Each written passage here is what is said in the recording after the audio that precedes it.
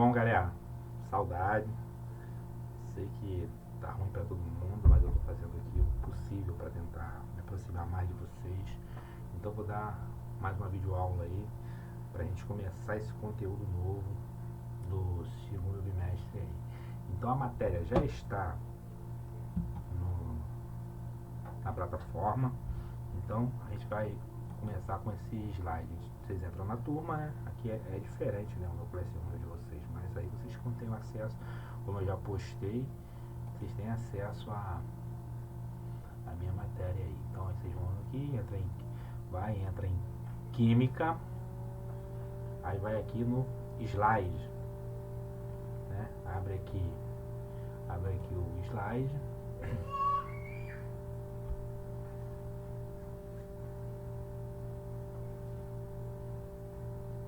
Aí tem a foto desse cara bonitão aí. E a matéria desse bimestre é atomística. O que é atomística, né? Então, Leucipo e Demócrito, lá atrás, lá na Idade Média, por volta de 440 anos antes de Cristo, tiveram a primeira ideia de que era constituído as coisas.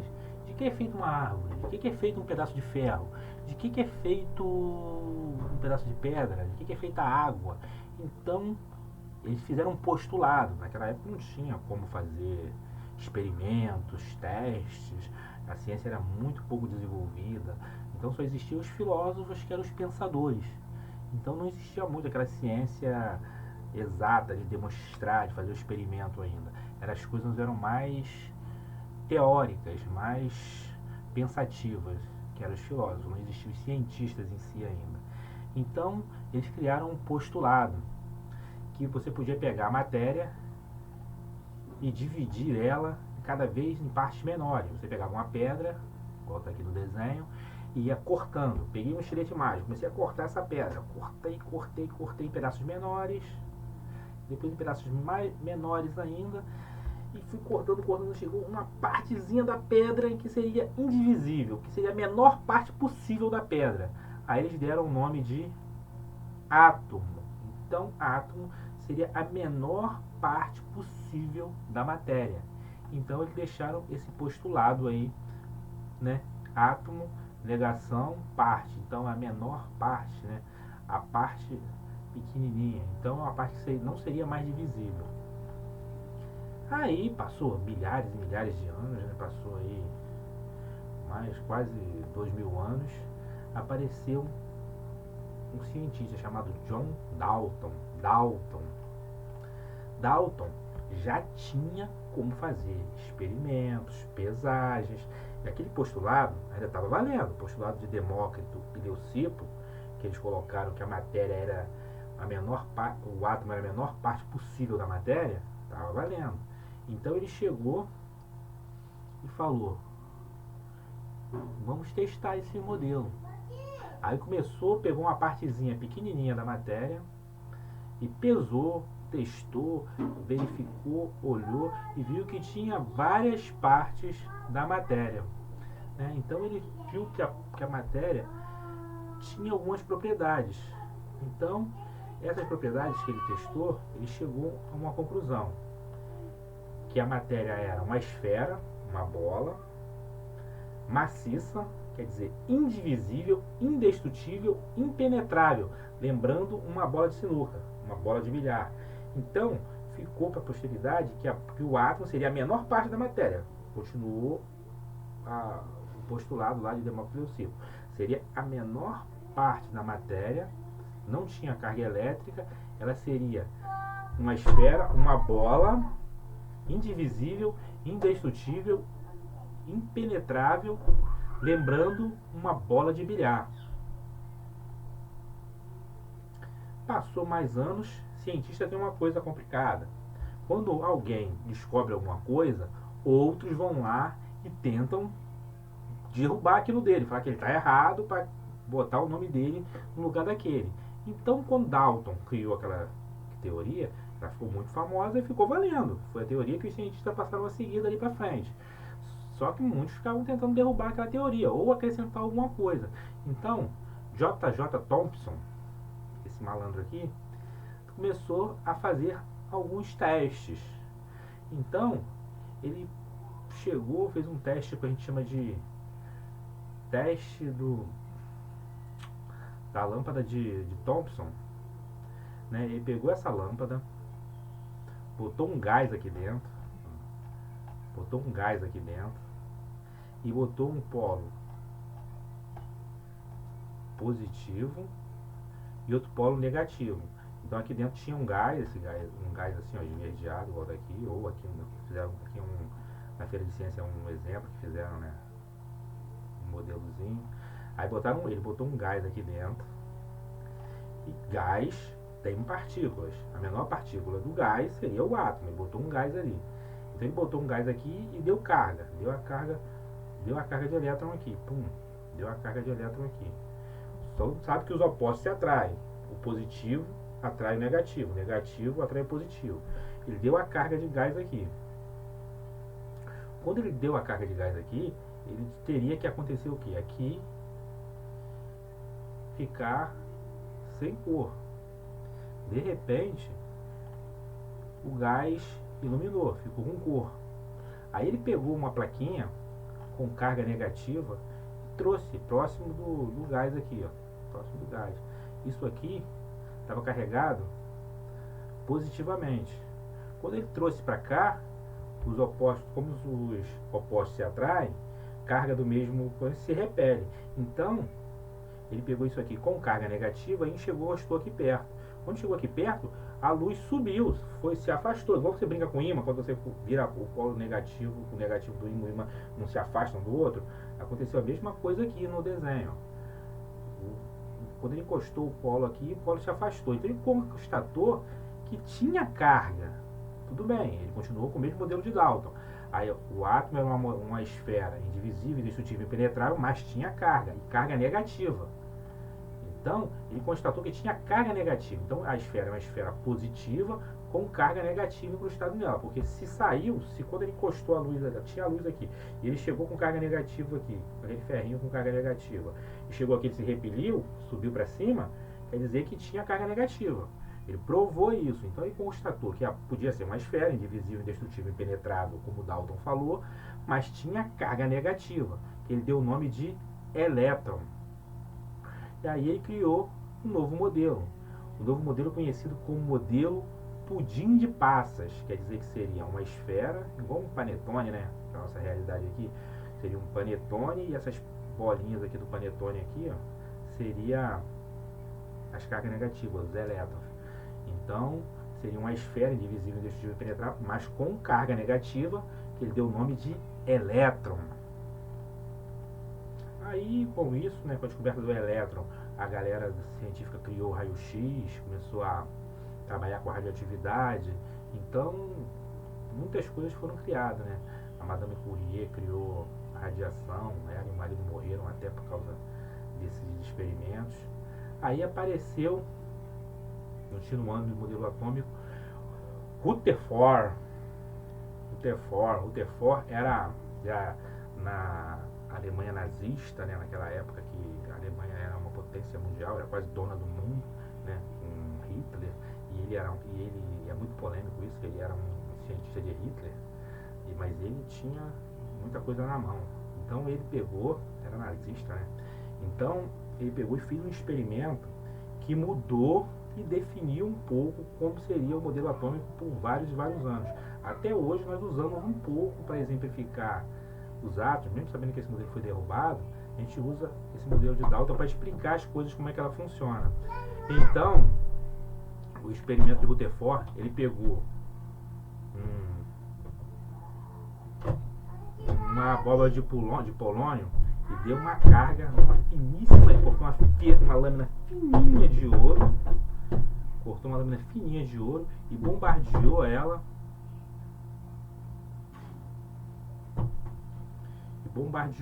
com raios alfas. Então ele tinha raios alfa aqui do polônio, ele bombardeou a finíssima lâmina de ouro com o polônio. Aí, o que aconteceu? Se o átomo é uma esfera indivisível, indestrutível, impenetrável, o ouro, que é a finíssima. O ouro é o metal que você consegue tirar a lâmina mais fina, 0,003. É uma lâmina finíssima que você consegue tirar do ouro. Então, ali teria que ter átomos, que seriam esferas indivisíveis, indestrutíveis, impenetrável, como disse Dalton, Thomson, como era chegado da ciência antigamente. Então ele pegou raios alfas, aqui, como diz nesse experimento aqui, ó, pegou a finíssima lâmina de ouro, 0,001, lâmina muito fina, pegou os raios alfa, atirou nessa lâmina de ouro. Vamos exemplificar isso aqui para vocês entenderem. Se eu pegar uma caixa, o átomo você não sabe como é que ele tem, como é que ele existe, não tem como você ver o átomo, porque ele é muito pequeno. Se você te dá uma caixa de madeira fechada e digo, ó, aqui dentro tem uma coisa que é indivisível, indestrutível, impenetrável. Aí você não pode abrir a caixa, que não tem como você abrir a caixa está selada. A caixa está selada, você não consegue abrir. Então você quer saber se o que está lá dentro é indivisível, indestrutível, impenetrável. Tu pega uma arma, pega munição e começa a atirar nessa caixa. Se ela é indestrutível, indivisível e impenetrável, a munição vai bater na caixa e vai voltar, porque o que está lá dentro é indestrutível. Então esse foi o princípio do experimento dele. Ele pegou essa lâmina de ouro, que provavelmente aqui teria que ter diversas esferas indivisível, indestrutível e impenetrável, como disse Dalton e Thomson lá atrás. Então ele pegou e bombardeou essa lâmina de ouro com raios alfa. Então os raios alfa teriam que bater aqui e voltar. Só que não aconteceu isso. A maioria dos raios alfas do polônio atravessaram e ficaram aqui no anteparo, que seria uma placa de zinco, e ficaram marcados aqui, que a maioria dele passou, atravessou a lâmina de ouro. Então, ó, ele atirou aqui, a maioria passou. Alguns desviaram e alguns voltaram. Mas a maioria, cerca de mais de 90%, passou. Então falou, pô, então o que tem ali dentro, ó, tá vendo? Aqui seria uma esfera, indivisível, indestrutível e impenetrável, como disse Dalton e pronto até o momento. Aqui seriam os raios. Os raios a maioria atravessaram. Os que bateram no núcleozinho, no núcleo do átomo, esses voltaram.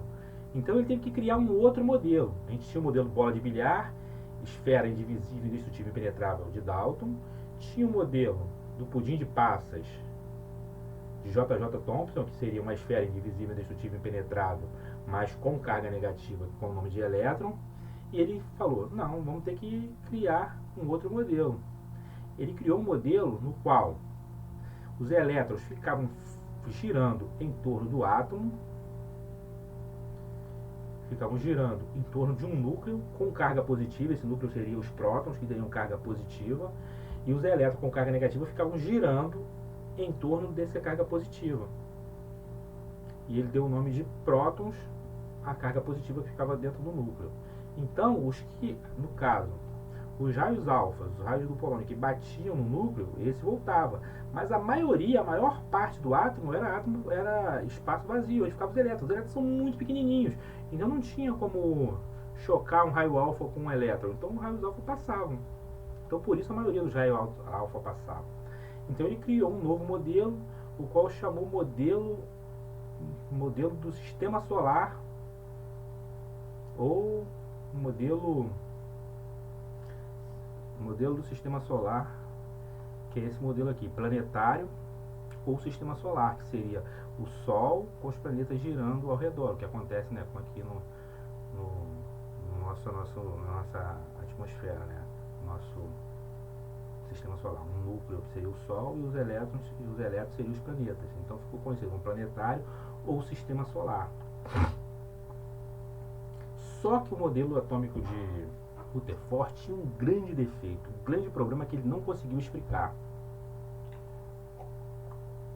Como eu disse antes, e como vocês já sabem, até da brincadeira do ímã, se você tem um elétron com carga negativa girando ao redor do núcleo que tem carga positiva, os opostos se atraem. Era para chocar o átomo positivo, o núcleo positivo com o elétron negativo, explodir, colar e não ter matéria, não ter mundo, não ter existir nada.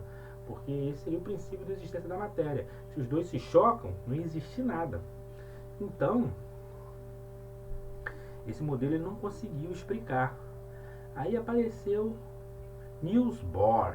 Bohr conseguiu resolver esse problema. Ele criou Ele seguiu os estudos de Rutherford e melhorou isso aí. Que o defeito daquele defeito, Rutherford não conseguiu resolver. Então o que ele fez?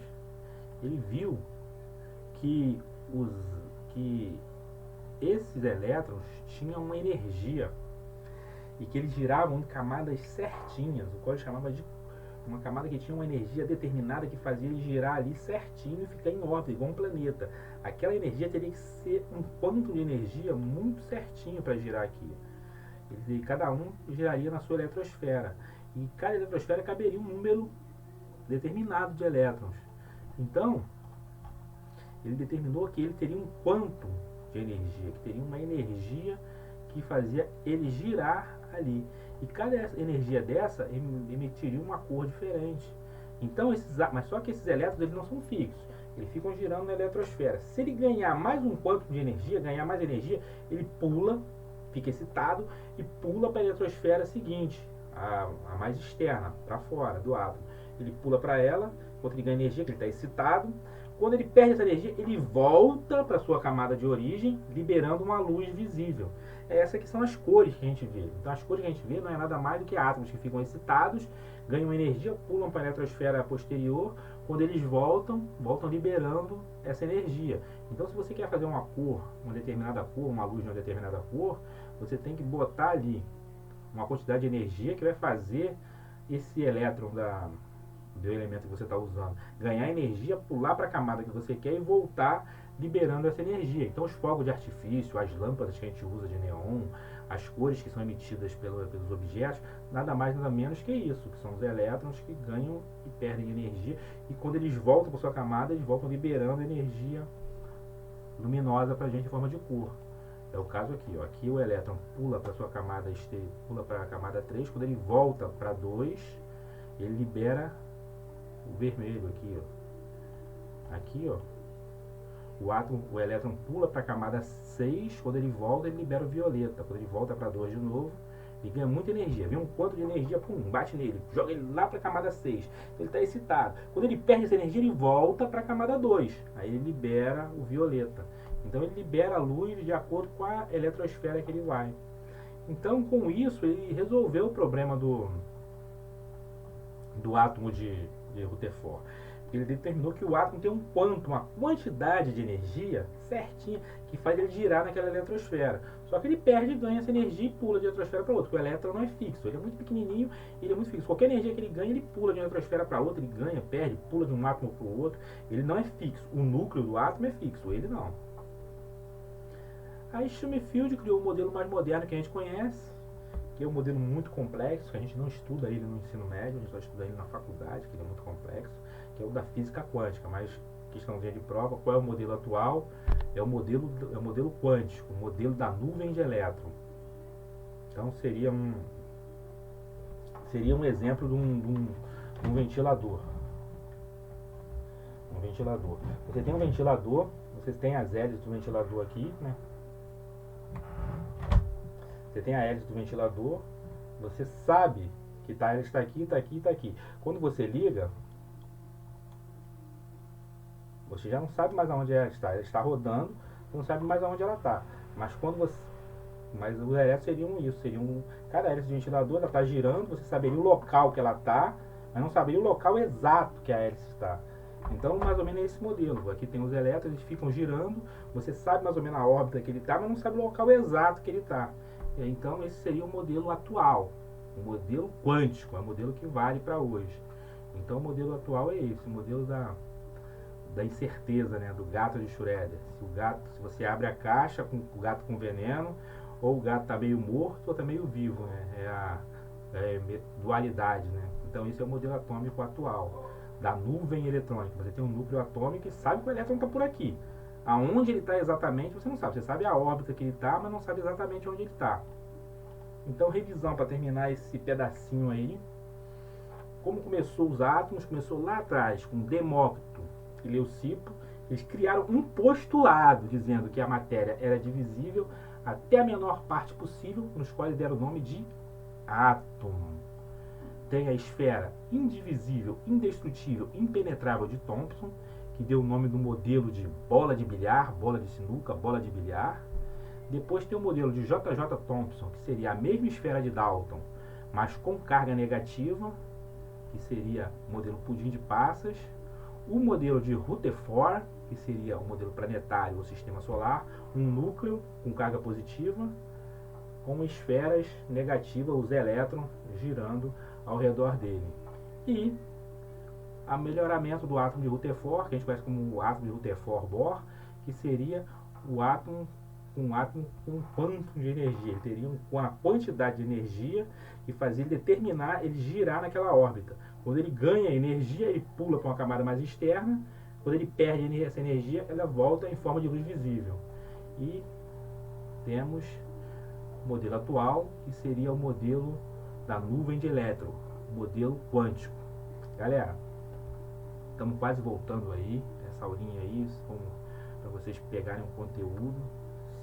Vamos ver se dá tempo da gente ver isso na sala de aula. Se não der, a gente vai ter que conseguir assimilar ela por aqui mesmo. Valeu, vou acabar por aqui pra gente poder não ficar muito longo o vídeo. Depois eu tento passar mais alguma coisinha pra vocês. Tchau, saudade.